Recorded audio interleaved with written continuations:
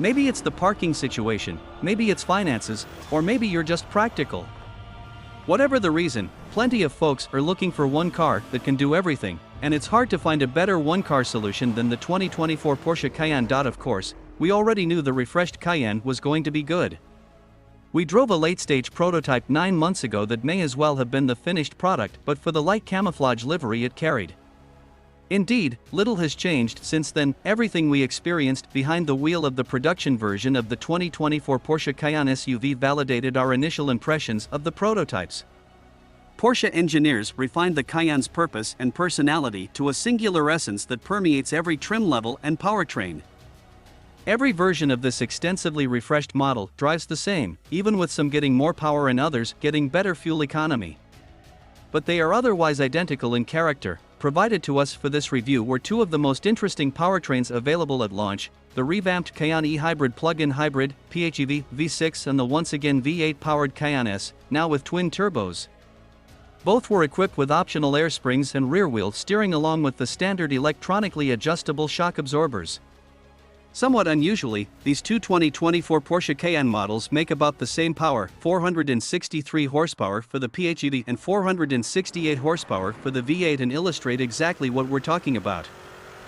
Forget about differences in curb weights and what's under the hood. What we wrote 5 months ago about those prototypes is just as true today. It's in the movements, we said, in the way these 2024 Porsche Cayennes react when you first turn into a corner, and the way the weight transfers and the body rolls.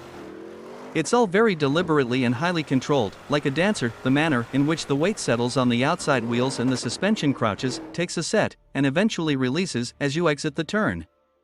Each Cayenne does it the same way, so much so that the driver of a base model can easily keep up with the driver of a turbo GT who isn't using enough throttle. The only real difference we detected between the prototypes and the finished Cayennes was in the rear steering tuning. Back in January, we wrote the system was practically invisible, but it's a bit more noticeable now in the tightest corners when you're really pushing the car hard. There's a slight sensation of the rear end moving in an abnormal way, almost like a hint of oversteer when you fling the Cayenne into a corner like it's a tall 911. It never actually gets loose at either end, but it certainly makes the car feel livelier than you'd expect of an SUV. All this is a gift to the conflicted 2024 Porsche Cayenne buyer, because it gives them license to buy whatever model best suits their wants and needs. Want to save money up front, spend less time at gas stations, and reduce your carbon footprint? Get the hybrid. Gotta have that V8 rumble? Get the S or the Turbo GT if you really need an SUV that doubles as a track car. That burble from the quad tailpipes and maybe just a bit of nostalgia for the days when V8s were synonymous with absolute performance are the best reasons to buy the newest Porsche. Bin the old high-output turbo V6 used in the old Cayenne S because it was already at its power limit. The base Cayenne still receives the standard output version of that engine. Between tightening global emissions regulations and the general industry shift to electric cars, almost no automakers are introducing new V8s these days, so get this one while the getting's good. Otherwise, the differences in these two mid-level powertrains are surprisingly small. In addition to having roughly the same power, the PHEV and the V8 deliver it in roughly the same way. Whether by displacement or electric motor, both shove you off the line with strong low-end torque that transitions seamlessly to a smooth, uninterrupted pull to redline.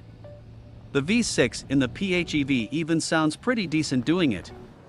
It also drives more than 45 miles on pure electric power now, enough to complete the average American's daily commute without using any expensive gas, far more than the new engine and nose job. Customers are going to have thoughts about the interior. If they've spent time in a Porsche Taycan, they'll recognize it, but otherwise it's going to be a whole new experience. Nearly everything you look at and touch is new. Save the twin grab handles on the center console, the shifter is the one that gets people. Now a chunky toggle switch and push-button combo on the dashboard, it hides easily behind the smaller 911-inspired steering wheel. You'll forget where it is at least one time, maybe more, during your test drive. Moving it there opened up lots of space on the center console, though we're not sold on how that space is used. The new climate control panel takes up a good chunk of the area and features a mix of mechanical and touch controls that seem more like a triumph of design than of great function. The small bins ahead of and behind it seem more like empty spaces than purposefully designed ones, but at least the forward one has a wireless phone charger. the proliferation of screens on the dashboard itself will read as either tech forward or tech for tech's sake, depending on the buyer. The digital instrument cluster is crisp and bright despite being unshaded, and it has many different screens that are a bit confusing to scroll through and also disappointingly lacking when it comes to customizing the content shown on them.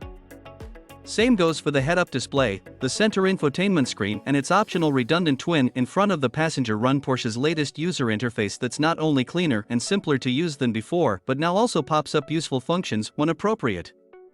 Change drive modes, for instance, and options for damper settings and exhaust volume appear at the bottom of the screen. The screen in front of the passenger does all the same things the central screen does, but with a filter so the driver can't be distracted by what the front seat passenger is playing with. As we found with the Taycan, actually using the passenger screen requires leaning forward uncomfortably or moving your seat up to the dash just to reach it.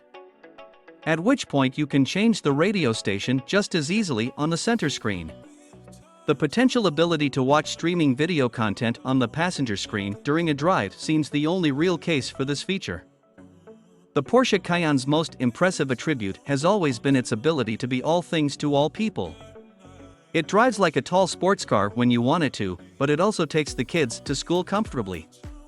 While interior space is unchanged, this is a refresh. After all, the 2024 Cayenne's combination of new suspension dampers, new air springs, and tires with slightly taller sidewalls make for an even more comfortable ride. Indeed, in its default driving mode, the Cayenne is more of a luxury SUV than ever.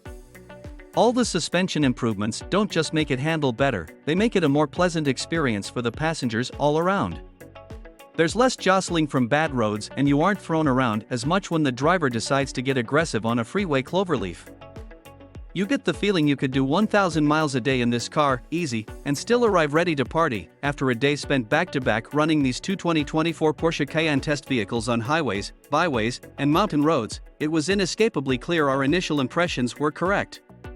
The new Cayennes are just as comfortable commuting as they are road tripping as they are canyon carving. Whatever your reason for seeking a one-car solution, it's difficult to argue against this one as your answer. Subscribe, like, don't forget the bell.